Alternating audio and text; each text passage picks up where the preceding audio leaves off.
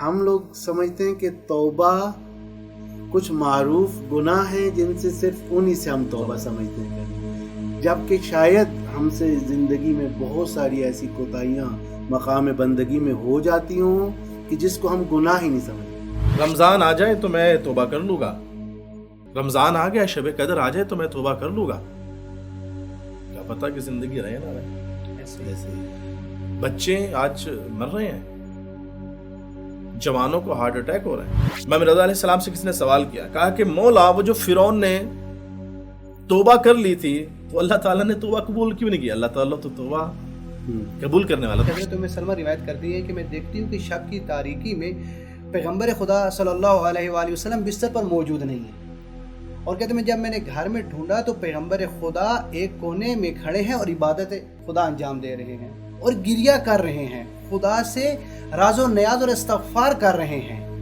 تو جب حضرت ام سلمہ نے یہ دیکھا تو انہوں نے تعجب کیا اور گریہ کیا، اور پیغمبر خدا صلی اللہ علیہ وآلہ وسلم سے جب پیغمبر نے نماز ختم کی تو یوں مخاطب ہوئی کہ آپ اس قدر گریہ کر رہے ہیں اور اس طرح استغفار کر رہے ہیں تو پھر ہمارا کیا حال ہوگا۔ بسم اللہ الرحمن الرحیم۔ ناظرین اکرام السلام علیکم۔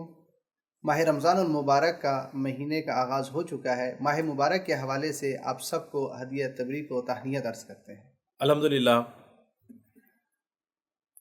پیام بعثت چینل کی جانب سے پروگرام بعنوان بہشت کے 14 قدم کے لیے ہم مل بیٹھے ہیں۔ انشاءاللہ جیسا کہ آپ کی خدمت میں ہم نے وعدہ کیا تھا کہ ہم اس ماہ مبارک میں پروردگار عالم کی طرف اور بہشت کی طرف 14 کے صدقے میں 14 قدم اٹھائیں گے۔ آج اس سلسلے کا پہلا قدم اٹھانے کی نیت سے ہم حاضر ہوئے ہیں۔ انشاءاللہ آپ کی خدمت میں بھی چند چیزیں بیان کریں گے، آپ اور ہم سب مل کے یہ پہلا قدم اٹھائیں گے، اور وہ پہلا قدم توبہ ہے، یعنی پروردگار عالم کی بارگاہ میں پلٹنا، یعنی اس سے پہلے جو کچھ بھی ہم سے ہو چکا ہے اس پر ہم اے اللہ نادم ہیں، اور یہ تیرے ساتھ وعدہ بھی کرتے ہیں کہ آئندہ وہ سب کچھ نہیں کریں گے اور تو ہمیں معاف فرما دے۔ اور یہ ندامت جو ہے، یہ ندامت اللہ کو بہت پسند ہے۔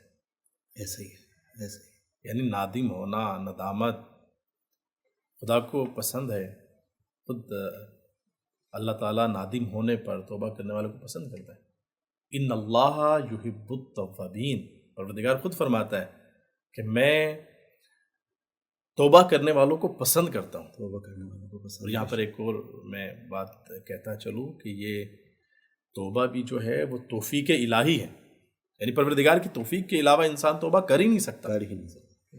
جیسے ایک انسان شکر کا سجدہ کرتا ہے، ایک انسان جب شکر کا سجدہ کرتا ہے تو ایک اور سجدہ واجب ہو جاتا ہے، ایک اور سجدہ لازم ہو جاتا ہے کہ جو تو نے شکر کا سجدہ کیا ہے، اس سجدے کی تو اللہ نے توفیق دی، توفیق بھی تو اسی خدا نے دی ہے۔ توفیق تو اسی خدا نے دی۔ تو توبہ بھی ایسے ہی ہے کہ پروردگار کی جب وہ حضور توبہ کرتا ہے تو یہ بے شک اللہ تعالیٰ کی خاص رحمت ہے کہ وہ توبہ کر رہا ہے۔ تو یہ ماہ مبارک میں توبہ ایک عظیم عمل ہے، کیونکہ ماہ مبارک ماہ خدا ہے، بے شک، اور خدا کا یہ جو ماہ ہے کہ جس میں خداوند متعال یہ چاہتا ہے کہ اپنی رحمتیں انسانوں پر نچھاور کرے اور انسان کو ایک ایسا عظیم پیکج عطا کرے کہ جس کے ذریعے انسان اس سعادتوں کو اپنے اندر سمیٹ سکے، اور ان سعادتوں کے ذریعے باقی جو ماہ ہیں وہ اسی سے استفادہ کر سکے۔ یعنی یہ جو ماہ رحمت ہے، اس میں اگر ہم رحمت الہی کو سمیٹنا چاہتے ہیں تو اس کا پہلا قدم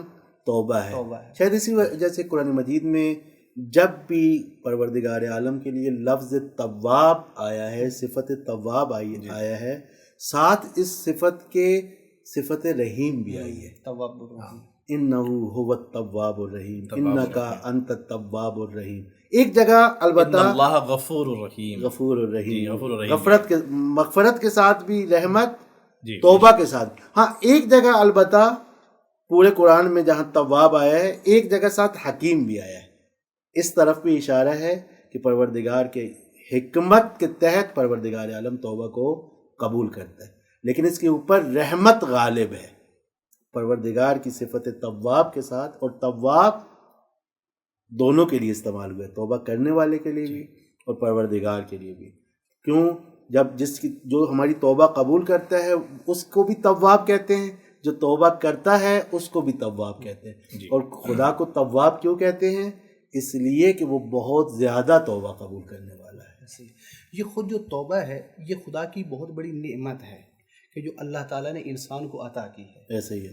اور یہ توبہ جو کرنا ہے انسان کا، یہ ہر انسان کو اس کی توفیق بھی میسر نہیں ہر ایک کو نہیں میسر ہوتی. یہ خود خدا کی عطا کردہ یہ چیز ہے، رحمت ہے کہ خداوند متعال، جیسے کہ قرآن مجید میں بڑی خوبصورت آیت ہے سورہ تحریم کی آیت نمبر 8، جس میں خداوند متعال کیا ارشاد فرما رہا ہے، یا ایھا الذین آمنوا توبوا الی اللہ، کہ اے ایمان والو اللہ کی طرف پلٹو. یعنی یہاں پر جو صفت استعمال ہوئی ہے کس کو، یعنی خدا نے کس کو مخاطب کیا؟ ایمان لانے والوں کو مخاطب کیا ہے. یعنی یہاں پہ خداوند کیا کہہ رہا ہے کہ یہ جو توبہ ہے، یہ جو اللہ کی طرف جو پلٹتے ہیں، جو در حقیقت خدا کی بارگاہ میں آتے ہیں، یہ ایمان لانے والے ہیں. یعنی ان کا یہ خاصہ بتایا ہے. اور یہ دیکھیں، یہ بھی پروردگار عالم کا احسان ہے، اس کی رحمت ہے کہ اس نے خود یہ توبوا الی اللہ کہہ کے راستہ بھی دکھا دیا ہے کہ اے انسانوں، اے ایمان والو، جب تمہارے ساتھ تم سے گناہ ہو جائے تو میری رحمت سے مایوس مت ہونا، توبوا الی اللہ، میری طرف پلٹ آؤ. یہ خود یعنی پروردگار ایک جگہ توبہ کی دعوت دے رہا ہے، ایک جگہ دعا کی دعوت دے رہا ہے، یعنی خود راستہ بھی دکھا رہا ہے. بالکل راستہ دکھا. اچھا، ایک اور میں نقطے کی طرف توجہ دلواتا چلوں اپنے ناظرین کو، یہ کہ جو توبہ ہے، توبہ نعوذ باللہ من ذالک کوئی کھیل تماشا نہیں ہے. اللہ نے جہاں یہ فرمایا ہے کہ یا ایھا الذین آمنوا توبوا الی اللہ، وہاں پر آگے یہ کہا کہ توبۃ نصوحا، یعنی ایسی توبہ کہ جو نصوحا ہو. نصوحا کا مطلب پکی توبہ، یعنی پکے ارادے کے ساتھ توبہ کی جائے. ایسا نہ ہو کہ ایک انسان صرف زبانی لقلقہ زبانی سے کر رہا ہو، استغفر اللہ ربی واتوب الیہ. استغفر بڑا مقام ہے، اس ذکر کا بھی بڑا مقام ہے، استغفر اللہ ربی واتوب الیہ. اور بہترین ماہ رمضان المبارک میں بہترین اذکار میں سے ایک ذکر جو ہے وہ استغفر اللہ ربی واتوب الیہ. لیکن یہ لقلقہ زبانی نہ ہو، توبہ ہو توبہ نصوحہ، یعنی پکے ارادے کے ساتھ جو ہے وہ توبہ کی جائے. بس قبلہ یہاں پہ پھر اس چیز کا موقع بنتا ہے کہ ہم یہ سمجھیں کہ توبہ ہے کیا. جی، توبہ جو ہے وہ در حقیقت ہمارے اندر خداوند قدوس نے، روایات سے بھی ملتا ہے کہ انسان جو ہے اس کو اللہ تعالیٰ نے دو چیزیں عطا کی ہیں. فرشتوں کو صرف عقل عطا کی ہے اور حیوانات کو صرف خواہشات عطا کی ہے. لیکن انسان کو عقل بھی عطا کی ہے اور خواہشات بھی عطا کی ہے، اور دونوں کی اپنی اپنا مقام ہے، دونوں کی اپنی اپنی ضرورت ہے. اگر انسان کی خواہشات اس کی عقل پر غالب ہو جائے تو وہ ان حیوانوں سے بدتر ہو جاتا ہے. اور اگر انسان کی عقل غالب ہو جائے تو یہ فرشتوں سے بہتر ہو سکتا ہے. لیکن کیا ہوتا ہے کہ بعض دفعہ ہماری خواہشات غالب ہو جاتی ہیں ہماری عقل پر. پھر ایک موقع ایسا ہوتا ہے، کیونکہ عقل ابھی تک ہم نے اپنی عقل کو، اپنے ضمیر کو مارا نہیں ہوتا مکمل طور پہ، تو وہ بیدار ہو جاتی ہے. یہ ضمیر، یہ عقل بیدار ہو جاتے ہیں، اور پھر یہ ایک انقلاب، ایک قیام کرتے ہیں ان حیوانی قوتوں کے خلاف اور پلٹتے ہیں اپنے پروردگار عالم کی طرف. اس کو کہتے ہیں توبہ. توبہ یعنی قیام ہے، توبہ یعنی ہمارے اندر ایک انقلاب ہے، توبہ ہمارے اندر مکمل تبدیلی ہے اور خدا کی طرف پلٹنا، یعنی ان رحمانی قوتوں کے جیت کا اعلان توبہ ہے. یعنی کہ وہ جب رحمانی قوت جیت جاتی ہے تو وہ اعلان کس صورت میں ہوتا ہے؟ توبہ کی صورت میں ہوتا ہے. تو توبہ پس قبلہ یہاں پہ ہم یہ تو چلے ایک لفظی ہم نے معنی کیا. ہم نے وعدہ کیا تھا ناظرین سے کہ ہم جو کچھ بات کریں گے قرآن و اہل بیت سے انشاءاللہ. تو میرے خیال سے آپ بزرگان یہ فرمائیں کہ قرآن مجید یا اہل بیت اطہار کے ہاں توبہ کسے کہتے ہیں. یہ تو چلے ایک لغوی معنی بندہ حکیم نے بیان کر دیا. توبہ کہتے کیا ہیں؟ توبہ کے مرحلے کیا ہیں؟ بالکل معصومین علیہ السلام کی روایات کی طرف اگر ہم جاتے ہیں تو وہاں پر خود امیر المومنین علیہ السلام نے توبہ کے 4 ستون بیان کیے. یعنی 14 معصومین، کیونکہ ہم نے یہ جو قدم اٹھانے ہیں یہ 14 کے صدقے اٹھانے، 14 کے وسیلے سے اٹھانے۔ تو امیر المومنین علیہ السلام توبہ کے 4 ستون بیان کرتے ہیں۔ امام فرماتے ہیں کہ توبہ سب سے پہلے کیا ہو؟ ندم بالقلب، یعنی ندامت ہو کس کے ساتھ؟ ندم بالقلب، یعنی دل میں اس پہ ندامت ہو، پشیمان ہو پروردگار کے حضور۔ پھر دوسرا ستون یہ ہے جو امیر المومنین علیہ السلام فرماتے ہیں کہ واستغفار باللسان، جب پشیمان ہو جائے، نادم ہو جائے تو پھر زبان کے ساتھ بھی اقرار کرے، اظہار ندامت کرے پروردگار کے حضور، اظہار ندامت کرے، چاہے وہ اظہار ندامت جو ہے وہ استغفر اللہ ربی واتوب یا اور جو دوسرے اذکار ہیں اس کے ذریعے ہی کیوں نہ ہو۔ اور اس کی ایک اہمیت ہے، کوئی شخص کہے کہ نہیں میں دل میں صرف توبہ کرتا ہوں، دل میں پشیمان ہو گیا، نہیں، امیر المومنین اس طرف اشارہ کر رہے ہیں کہ صرف دل میں پشیمان ہونا، نادم ہونا کافی نہیں ہے، بلکہ تم اقرار بھی کرو۔ اللہ کو پسند ہے کہ آپ اس زبان سے جو ہے اللہ کے حضور اپنی پشیمانی کا اقرار کریں، زبان سے اقرار کریں، اور بڑی اہمیت ہوتی ہے۔ کوئی شخص دل میں کہتا رہے قبل تو اس کا نکاح جو ہے وہ متعلق نہیں ہوتا جب تک زبان سے نہ کہے قبل تو۔ پھر امام تیسرا جو ستون بیان فرماتے ہیں وہ فرماتے ہیں کہ وَعَمَلٌ بِالْجَوَارِحِ، یعنی آپ کے اعضاء و جوارح سے بھی جو آپ نے توبہ کی ہے، جو آپ نادم ہوئے ہیں، جو پشیمان ہوئے ہیں، وہ ظاہر ہونا چاہیے۔ عملی توبہ، یعنی عملی توبہ، وہ جو گناہ آپ پہلے کرتے تھے، عملی توبہ کیا ہوگی؟ اس توبہ کو چھوڑ دیں، وہ آپ دوبارہ وہ کام نہ کریں۔ اور آخری ستون یہ ہے کہ وَعَزْمُ اللہ یعود، کہ پختہ ارادہ، واپس نہ پلٹنے کا۔ توبہ یعنی وہ جو گناہ اس نے کیا تھا، جس پر پشیمان ہوا تھا، اس گناہ کو نہ کرنے کا پختہ ارادہ کریں۔ یہ 4 ستون امیر المومنین علیہ السلام نے بیان فرمائے۔ بہت ہی خوبصورت امام علیہ السلام نے مراحل بتائے ہیں۔ ایک کتاب یہ مستدرک الوسائل میں یعنی اسی طرح کا بیان ہوا ہے، لیکن اس میں 6 ستون بیان کیے گئے ہیں۔ اچھا، ماشاء اللہ۔ اس میں ایک یہ ہے کہ امام علیہ السلام یہ فرماتے ہیں کہ جب تم گناہ کرتے ہو اور تم اللہ کی جانب پلٹتے ہو تو ایسے پلٹو کہ جب تم گناہ کر رہے تھے اور جو تمہارا گوشت اور پوست بنی تھی وہ بھی تبدیل ہو جائے، یعنی آپ اس گوشت کو، اس جلد کو بھی آپ تبدیل کرنے، کیونکہ یہ گناہوں کی وجہ سے بنے، گناہوں کی وجہ سے، یا جب یہ بن رہے تھے اس وقت گناہ ہو رہے تھے۔ جو 6 ستون امام علیہ السلام فرماتے ہیں وہ یہ کہتے ہیں کہ جب انسان گناہ کر رہا تھا اور اس گناہ کی لذت کو وہ حاصل کر رہا تھا تو اب اطاعت اس طرح کرے کہ اس اطاعت کی تلخی کو محسوس کرے، یعنی انسان اپنے آپ کو خدا کے سامنے پابند کر لے، سختی میں ڈالے، چاہے ظاہری طور پر اس وقت اس کے لیے مشکل ہی عمل کیوں نہ ہو، کہ جب انسان ایک عادت سے پلٹتا ہے تو یہ ظاہراً اس کے لیے مشکل ہوتا ہے، لیکن امام علیہ السلام کہہ رہے ہیں کہ تم ڈٹ جاؤ، اس طرح استقامت دکھاؤ، چاہے تمہیں کیا اس وقت مشکل ہی کیوں پیش نہ آ رہی ہو، تمہارے تلخ ہی کیوں نہ ہو، کیونکہ تم نے گناہ کی لذت کو چکھا ہے، اب تمہارا فریضہ یہ ہے کہ اطاعت کی تلخی کو برداشت کرو۔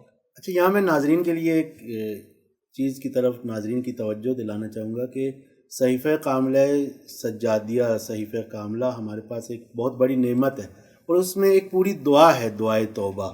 اس کے آخری اگر جملے دیکھیں تو ان میں سے 1-2 جملے آپ کی خدمت میں عرض کروں گا تبارکاً، کہ امام فرماتے ہیں کہ اللہم ان یکن الندم توبۃ الیک فانا اندم النادمین، اے اللہ اگر توبہ یہ ہے کہ میں تیری طرف توبہ اس صورت میں کر پاؤں گا کہ میں ندامت کروں، تو میں پھر سب سے زیادہ ندامت کرنے والا، سب سے زیادہ نادم ہوں۔ اتنا دنیا میں کوئی نادم نہیں ہے جتنی مجھے ندامت ہے۔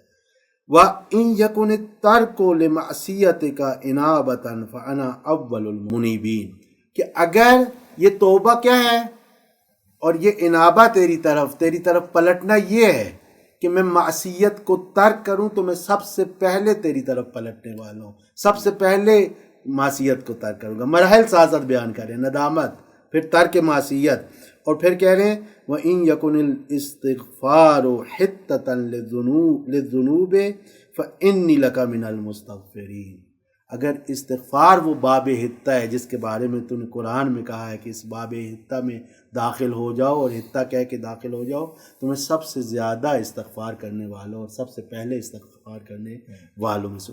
اب پھر یہ توبہ کسی حد تک ہمیں سمجھ آتی ہے، تو پھر اگلا سوال ہمارے لیے یہ پیدا ہوتا ہے کہ ہم کس چیز سے توبہ کریں؟ قبلہ بعض دفعہ ہم لوگ کچھ چیدہ چیزیں ہیں جن کو گناہ سمجھتے ہیں، بلکہ ہم نے ایک تقسیم اپنی جگہ ٹھیک ہے، گناہان کبیرہ و صغیرہ، لیکن یہ ایک سوال پیدا ہوتا ہے کہ وہ جو پروردگار ہے اس کی بارگاہ میں آیا ہر گناہ کبیرہ نہیں ہے؟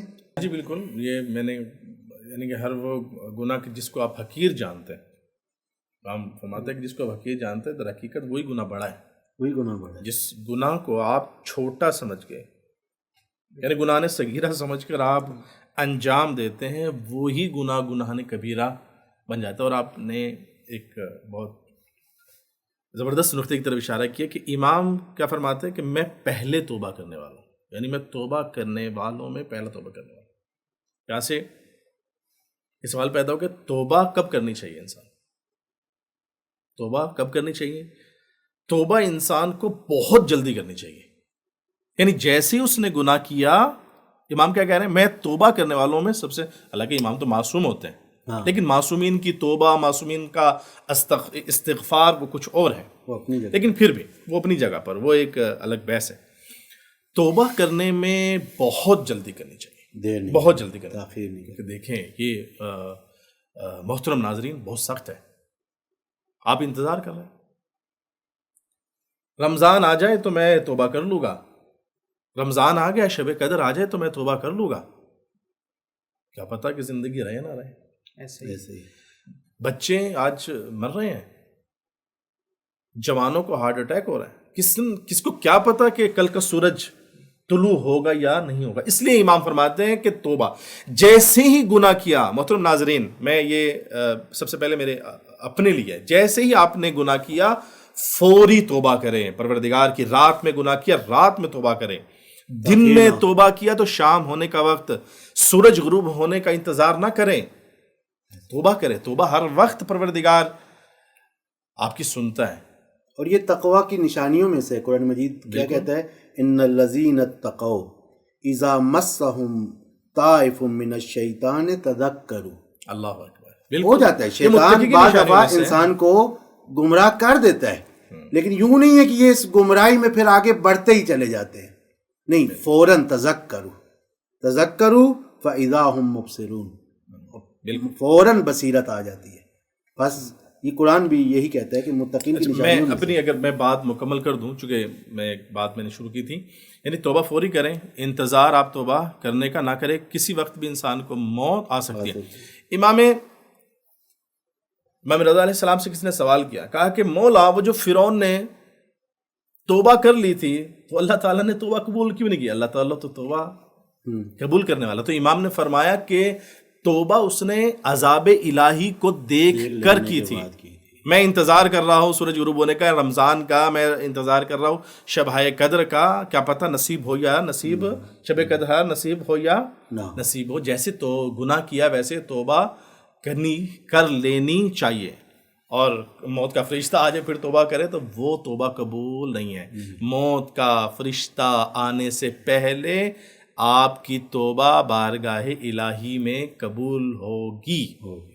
قبلہ آپ نے بہت اچھا نقطہ بیان فرمایا ہے کہ توبہ یہ در حقیقت اہل بیت اکرام علیہ السلام جو ہمیں اپنی دعاؤں کے ذریعے بتاتے ہیں، یہ در حقیقت انسان کی رہنمائی کر رہے ہوتے ہیں کہ ہمیں توبہ کیسے کرنی ہے، ہمیں خدا سے کلام کیسے کرنا ہے، کیونکہ یہ انسان کامل ہیں، یہ ہمیں بتائیں گے کہ ہم نے خدا سے کلام کس طرح کرنا ہے۔ اور اسی طرح حضرت پیغمبر خدا صلی اللہ علیہ وآلہ وسلم ایک شب جب حضرت ام سلمہ کے پاس تھے تو کیا ہوتا ہے کہ حضرت ام سلمہ روایت کرتی ہیں کہ میں دیکھتی ہوں کہ شب کی تاریکی میں پیغمبر خدا صلی اللہ علیہ وآلہ وسلم بستر پر موجود نہیں ہیں، اور کہتے ہیں جب میں نے گھر میں ڈھونڈا تو پیغمبر خدا ایک کونے میں کھڑے ہیں اور عبادت خدا انجام دے رہے ہیں اور گریہ کر رہے ہیں، خدا سے راز و نیاز اور استغفار کر رہے ہیں۔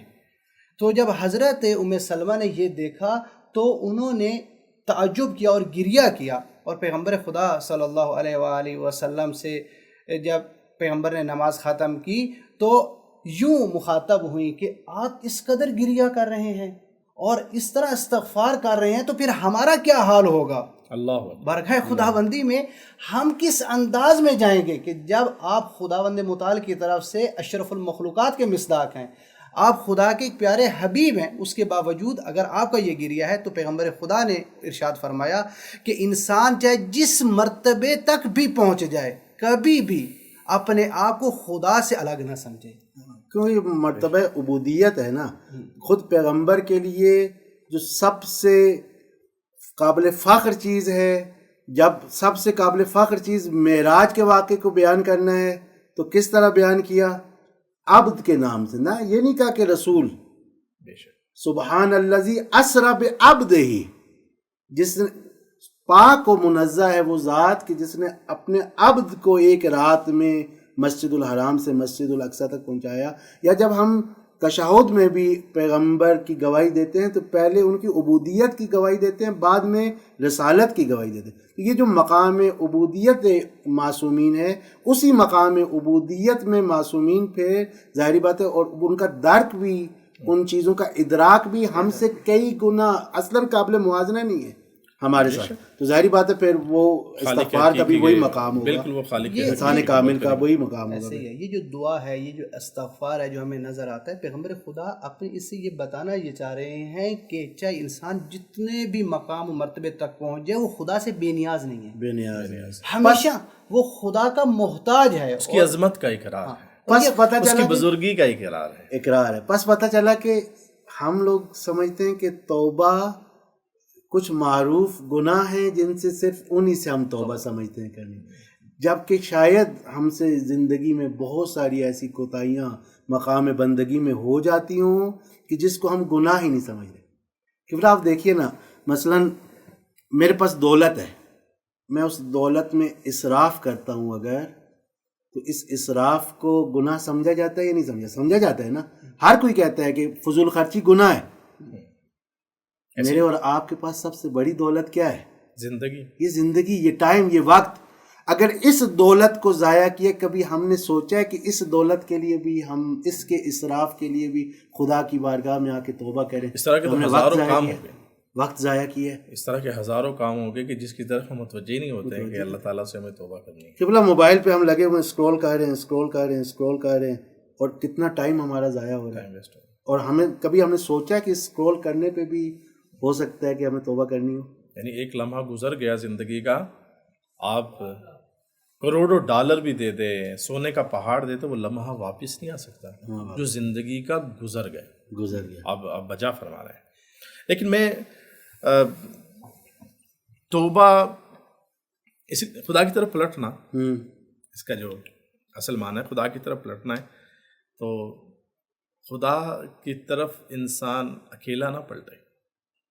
میرا خیال ہے کہ اللہ جن ہستیوں کو محبوب رکھتا ہے ان ہستیوں کے وسیلے, ان ہستیوں کے سہارے سے خدا تک پلٹے تو کیا خوب انداز ہوگا, اور اللہ بھی اس انداز کو پسند کرے گا. اور مجھے ایک واقعہ یاد آ رہا ہے. جی. ایک شخص نے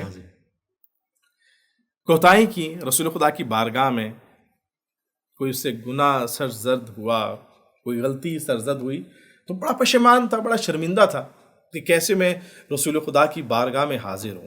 اپنے آپ کو اس نے چھپا لیا تھا رسول سے. ایک دفعہ وہ گلی میں جا رہا تو اس نے حسن اور حسین کو دیکھا علیہ السلام. ان کو دیکھا, فوری طور پر وہ پلٹا امام حسن حسین کے قریب, اور ان کو اب چھوٹے ہیں, بچپنا ہے امام حسن حسین کا, آپ کو شانوں پر سوار کیا اور رسول خدا کی بارگاہ میں چلا گیا. پیغمبر کی محبوب ہستیوں کو پیغمبر کی وسیلہ سفارش شفیع بنایا.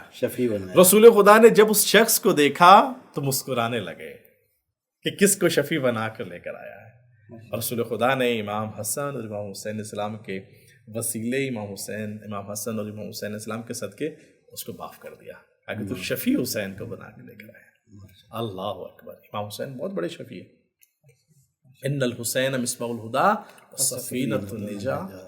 کہا کہ یہ حسین جو ہے وہ مولا کا ذکر چھڑ گیا نا, کہ حسین جو ہے وہ نجات کی کشتی ہے. کشتی ہے. ہدایت کا چراغ ہے اور نجات کی. امام صادق علیہ السلام نے پوچھا آپ 14 نہیں ہے نجات کی کشتی ہے؟ کہا کہ ہاں ہم تو 14 کی 14 نجات کی کشتی ہے. لیکن کہا جتنی سری حسین والی. ہاں جتنی سری تر جتنی تیز تر حسین کی کشتی ہے. اللہ بس یہ اچھا تقریباً کیونکہ اسلام پہ حضرت آدم سے لے کے پیغمبر تک ایک ہی دین ہے، اسلام ہے. تو آپ تمام انبیاء کی سیرت میں دیکھیں، جناب یوسف کے بھائی گناہ کرتے ہیں، خود بھی تو پروردگار عالم کی بارگاہ میں جا سکتے تھے، لیکن کیا کہا قالوا یا ابا نستغفر لنا ذنوبنا، اے ہمارے بابا آپ نبی خدا ہیں، ہمارے لیے آپ طلب مغفرت کریں، انکن خاطئین. یا جناب آدم علیہ السلام جو ہے کہ آدم کو پروردگار کی طرف سے کچھ کلمات عطا ہوئے کہ جس کے بعد ان کی توبہ قبول ہوئی، اور اس کے بعد ہے انہ هو التواب الرحیم. وہ کلمات کیا ہیں روایات میں؟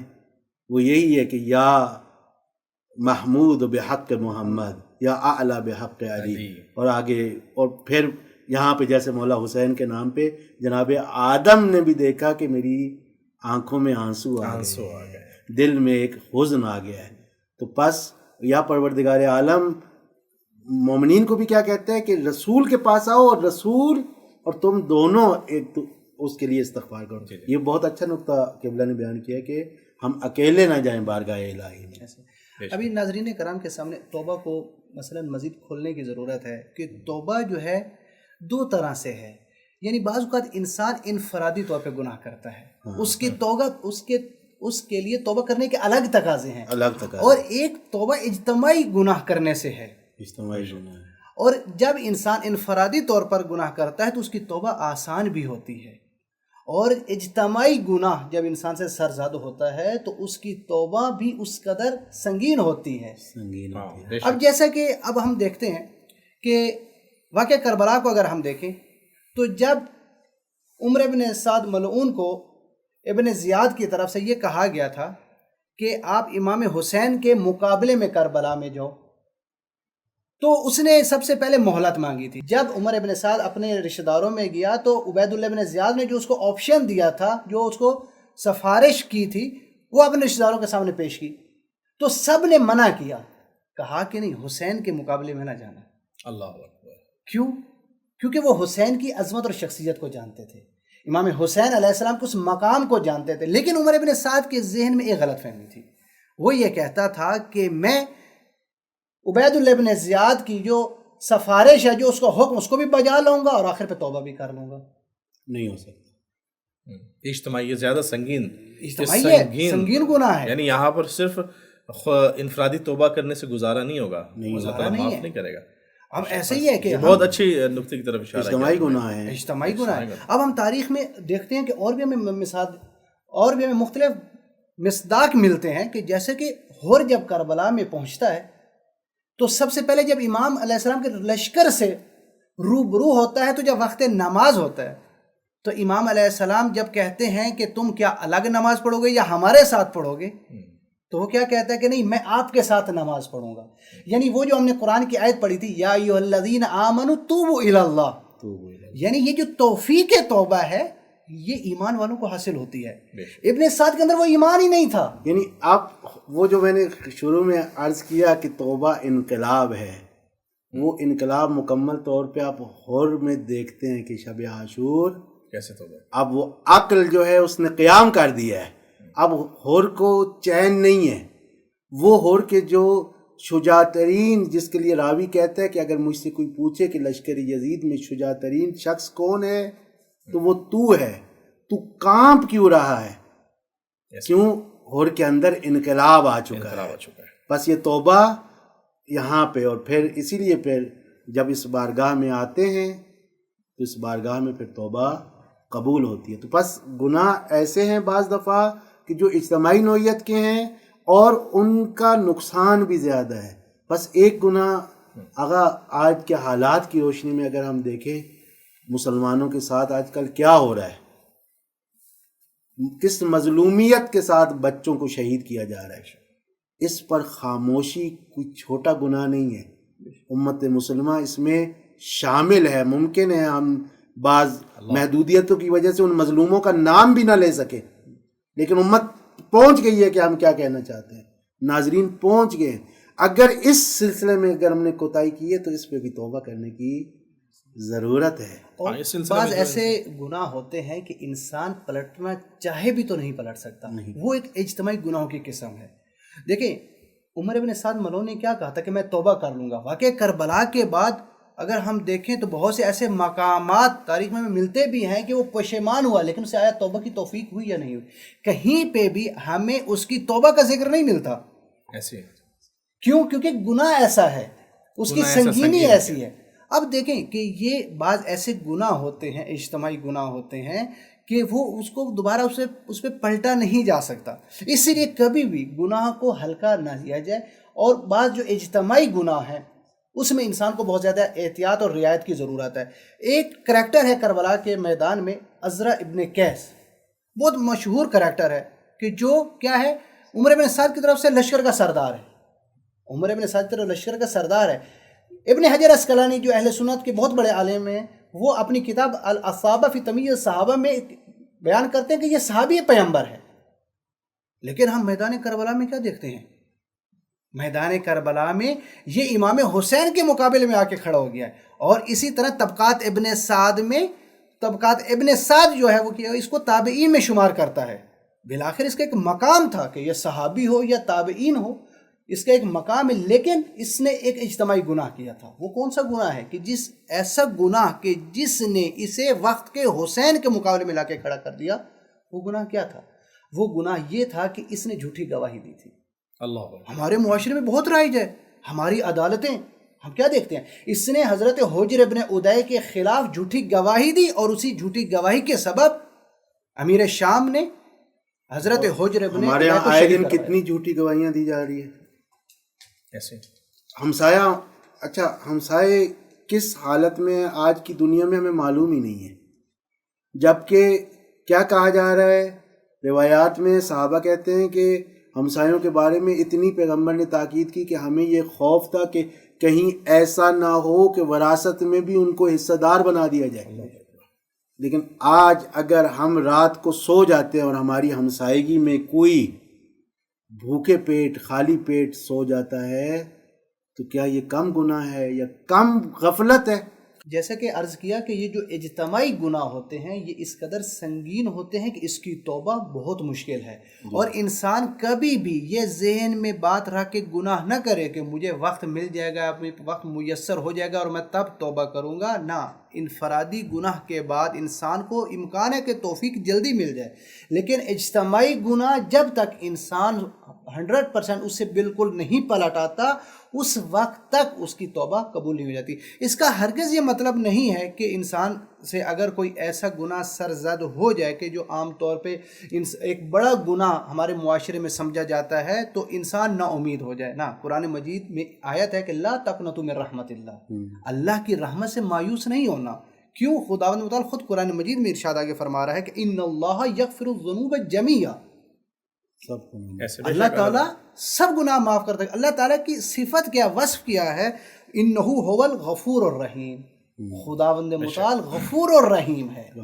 بس اس چیز کو ہمیں یعنی مایوس بھی نہیں ہونا. بس اس چیز کو ہمیں سمجھنے کی ضرورت ہے کہ گناہ پر نہ انسان کو ڈھیٹ ہونا ہے، نہ گناہ پر جسارت کرنی ہے خدا کی بارگاہ میں، اور نہ ہی گناہ کرنے کے بعد نا امید ہونا ہے، بلکہ خداوند متعال کی طرف پلٹ جانا ہے. کیوں؟ یہ پلٹنا خدا کو بہت زیادہ پسند ہے. اور امام علی علیہ السلام نے اسی کو ہی ستون بیان کیا ہے کہ توبہ کا ایک ستون کیا ہے کہ انسان بالکل پلٹ آئے اور انسان سے جو واجبات چھوٹ گئے ہیں ان واجبات کو ادا کرے. ایسا نہیں ہے کہ ایک انسان ایک اجتماعی گناہ کرے، وراثت کھا کے بیٹھا ہو، کہتا ہے کہ اب میں توبہ کر لیتا ہوں. نہیں، وراثت کو دوبارہ اہل کی طرف پلٹانا یہ توبہ کہلاتی ہے. یعنی تلافی ضروری ہے. تلافی ضروری ہے. اجتماعی میں میرا خیال ہے کہ یہ بھی ضروری ہے کہ جو حقوق الناس اس نے غصب کیا ہے، یعنی لوگوں کی بارگاہ میں جو وہ زیادتیاں کرتا رہا ہے، جب تک وہ ان سے معافی نہ مانگے تو اللہ بھی معاف نہیں کرے گا. اللہ بھی معافی. بس تلافی ضروری ہے. ایک مرحلہ جو ہے امام فرماتے ہیں عملی توبہ جو ہے، عملی توبہ یہی ہے کہ آپ نے کسی کا مال، یعنی ایک انسان زمین ہڑپ کر بیٹھا ہے، کسی کے مکان پر قبضہ کیا ہوا ہے، اب جب تک اس کی وہ مکان واپس نہیں کرے گا، زمین واپس نہیں کرے گا، لاکھ توبہ کر لے توبہ نہیں ہے، توبہ کرتا ہے، وہ توبہ ہے ہی نہیں. در حقیقت وہ توبہ ہی اپنے گناہ پہ نادم ہی نہیں ہوا. اللہ کا زبانی ہے، آپ جتنا مرضی استغفار کر لیں وہ نہیں ہے. آپ نے کسی کا دل دکھا دیا ہے. آج کل تو معاشرے میں ہے نا، ہر دوسرے بندے سے لڑائی، رشتہ داروں سے تعلق قطع کیے جاتے ہیں. ماں فرماتے کہ 3 بندے جو ہے وہ جنت میں نہیں جائیں گے. اس میں سے ایک شخص وہ ہے کہ جو اپنے رشتہ داروں سے تعلق قطع کرتا ہے اور ہم سالہ سال ناراض رہتے ہیں، اور ان کے حق میں زیادتی کرتا ہے، قطع رحمی. تو لہٰذا جو آپ نے زیادتی کی ہے حقوق الناس کے مورد میں، آپ پہلے ان سے معافی طلب کریں. کسی کا حق دینا ہے تو حق کو واپس کریں، پھر پروردگار کی بارگاہ میں. پروردگار تو بہت کریم ہے. جیسے امام حسین علیہ السلام کے بارے میں، امام حسین علیہ السلام کا سب سے بڑا غم کربلا میں کیا تھا کہ لوگ جو ہے حق پر نہیں ہیں، لوگ جہنم میں جا رہے ہیں. حسین گریا کرتے تھے، بار بار پکارتے تھے. کتنے امام نے خطبے دیے ہیں اور پھر آخر میں کہا کہ میری باتوں کا تم پر اثر کیوں نہیں ہو رہا. وہ اس لیے اثر نہیں ہو رہا کہ تمہارا گوشت، تمہاری پوست حرام سے بنی، حرام لقمے سے بنی، تمہارا حرام لقمے سے بنی ہے. تم نے دوسروں کا مال کھایا ہے، حرام لقمہ کھایا ہے، جس کی وجہ سے میری باتوں کا ایک اتنا کریم امام پکار رہا ہے، امام حسین پکار رہے ہیں، اثر نہیں ہو رہا. اس لیے اثر نہیں ہو رہا کہ تمہارا جو گوشت ہے وہ، اور پروردگار بھی، کیونکہ یہ تو مظاہر ہے نا، مظہر الہی ہے نا. ہر امام، ہر نبی مظہر الہی ہوتا ہے. جب امام اتنا کریم ہے تو پروردگار کتنا کریم ہوا ہے. اس لیے بار بار اللہ پکارتا ہے، بندوں کو پکارتا ہے. کتنا پکارتا ہے. امام زین العابدین السلام فرماتے ہیں کہ خدا اپنے بندوں کو اتنا پکارتا ہے، اتنا پکارتا ہے. یہ 5 وقت کی اذان دیکھیں، یہ رمضان آ گیا، شعبان آ گیا، محرم الحرام آ گیا، سفر آ گئے، یہ سب کیا ہے؟ جمعرات، ہر ہفتے میں جمعرات، شب جمعہ ہے، جمعے کا دن ہے. یہ کیا ہے؟ اللہ کی طرف سے بہانے ہیں اپنے بندوں کو معاف کرنے کے. خدا کی قسم اللہ نہیں چاہتا کہ میرے بندے جہنم میں چلے جائے. اور یہاں ایک بہت خوبصورت حدیث بھی کہ جو امام علیہ السلام فرماتے ہیں کہ جہنم میں سوائے شقی ترین، بدبخت ترین انسان کے علاوہ کوئی جہنم میں نہیں جائے گا. کوئی نہیں جائے گا. دراصل خداوند متعال نے انسان کو اپنی رحمت کی وجہ سے خلق کیا ہے. خدا چاہتا ہے کہ اپنی رحمتوں کو نچھاور کرے. خدا ہرگز یہ نہیں چاہتا کہ خدا جہنم کو انسانوں سے بھرے. یعنی اللہ خدا، امام زین العابدین السلام فرماتے ہیں کہ خدا اپنے بندے کو اتنا بلاتا ہے کہ امام فرماتے ہیں کہ پروردگار ایسے محسوس ہوتا ہے کہ بندہ تیرا محتاج نہیں ہے، تو بندے کا محتاج ہے. یعنی خدا اتنا بلاتا ہے. خدا تو چاہتا ہے میرے بندے جہنم سے آزاد ہو کر جنت میں چلے جائے. اللہ تعالیٰ نے اپنے بندوں کو جہنم کے لیے نہیں پیدا کیا، جنت کے لیے. لیکن یہ میں ہوں جو اسباب مہیا کرتا ہوں جہنم میں جانے کے لیے. اپنے اعمال سے، میرے اپنے اعمال ہیں. اللہ تو ہر قدم پر بخشتا ہے. یہ رمضان المبارک کیا ہے؟ کیا مطلب؟ رمضان المبارک کے علاوہ پروردگار اپنے بندے کی توبہ قبول نہیں کرتا؟ نہیں، ہر وقت. یہی جو ابھی آپ نے اذان کا وقت کا ہے، ایک اذان کا وقت دعا کی قبولیت کا وقت ہے. یہ تذکر ہے، رمضان المبارک تذکر ہے. بارش ہو رہی ہے، دعا کی قبولیت کا وقت ہے، باران رحمت ہو رہی ہے. یعنی کیا کیا بہانے ہیں، یہ سب بہانے ہیں. باپ کی قبر پہ، ماں باپ کی قبر پہ جگہ ہے، دعا کی قبولیت کی جگہ ہے. یعنی جگہوں کے لحاظ سے دیکھے، وقت کے لحاظ سے دیکھے، یہ سب بہانے ہیں. ہر چیز مختلف. اللہ کے معاف کرنے کے بہانے. بے شک اللہ خدا اپنے بندے کو معاف کرنا چاہتے ہیں، معاف کرنے کے سب بہانے ہیں. اور میرے خیال سے قبولیت کا جو ہے وہ ایک علامت بھی شاید یہی ہوگی جس طرف آپ بزرگان نے اشارہ کیا، تلافی. اگر آپ نے گناہوں کی تلافی کرنا شروع کر دی، حق اللہ ہے تو اس کی تلافی کرنا شروع کر دی. مثلا قضا نمازیں ہیں، وہ نمازیں انجام دیں، اپنے حقوق ہیں، خمس کی ادائیگی ہے، اور چیزیں ہیں، زکوٰۃ کی ادائیگی ہے. اگر ہم نے وہ ادائیگی کر دی، اگر شروع کر دیا، اس کے راستے میں قدم اٹھانا شروع کر دیا، تو یہ میرے خیال سے خود ایک قبولیت کی ایک علامت ہوگی کہ توبہ ہماری قبول ہونا شروع ہوگی. یا مثال کے طور پہ لوگوں کے حق ہماری گردن پر ہیں، اگر ہم ان کے.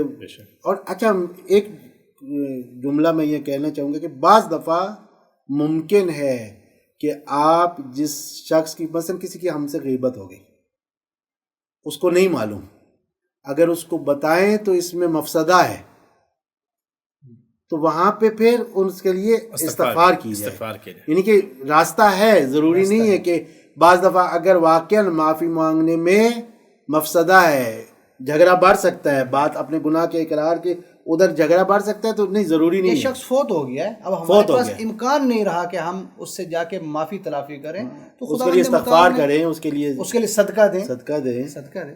بس ناظرین کرام، توبہ توفیق الہی ہے کہ جو اللہ اپنے بندوں کو میسر کرتا ہے، اور توبہ ماہ رمضان المبارک میں بششت کی جانب وہ جو 14 قدم ہم نے بیان کیے، ان 14 قدموں میں سے پہلا قدم توبہ ہے، اور توبہ بھی ایسی ہو کہ جو توبہ نصوحہ ہو، یعنی توبہ نصوحہ پکی توبہ، پہلے پشیمانی ہو، پھر اس توبہ کا زبان سے اقرار ہو، اور پھر اس کے بعد جن گناہوں سے توبہ کی گئی ہے ان گناہوں کی تکرار نہ ہو. ناظرین، اس امید کے ساتھ کہ ہم اگلے موضوع کے ساتھ آپ کی خدمت میں ایک بار پھر حاضر ہو گئے، تب تک کے لیے ہم سب کو اجازت دیجیے. السلام علیکم ورحمۃ اللہ وبرکاتہ.